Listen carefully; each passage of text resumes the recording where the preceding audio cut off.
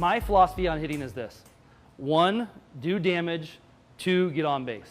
And so those are the two things that we're going to focus a lot of attention on, and how do we do that? And so for me, the mental side of it is, hey, we want to do damage. We want to swing hard. Is this a good pitch to hit?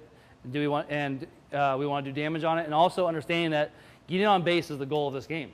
Scoring runs is the goal of getting in this game, and so understanding that, a walk sometimes is as good as a hit, and understanding the whole mental process of that, and understanding that it's a game of failure and talking about that. I would just say my best advice when it comes to failure, when it comes to the mental approach, is that you're going to see that you could have a hitter at any level hit 400, and they could have a string of going 0 for 12, 1 for 13, 2 for 20, and still hit 400. And they will.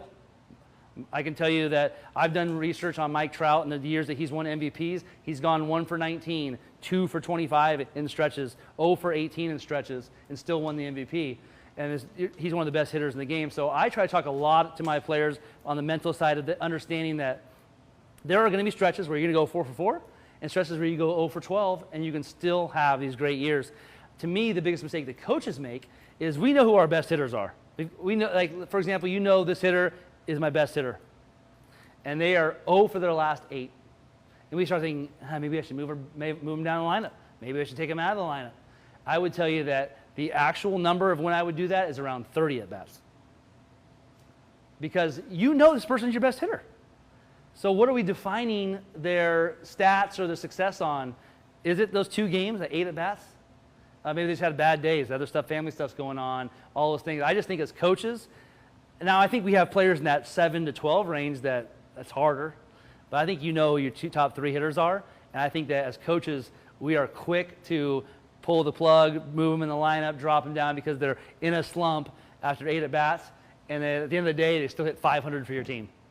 And so to me, I would definitely advise from a mental aspect, when you're talking to your players and even yourself, understanding that this is how this game works, ups and downs, and understanding that you can go 0 for 12 and still hit 400 or 500 or whatever the number is.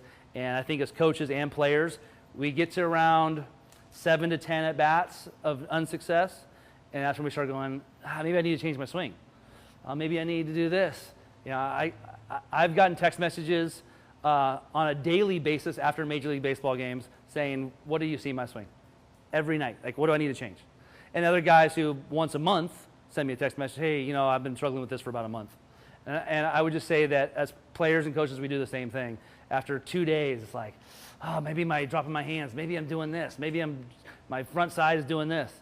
I would say that the first thing when a player comes to me and says, yeah, I'm not seeing the ball well, I'm hitting, something's wrong, I would say, the first thing is, timing, mental approach, what's going on.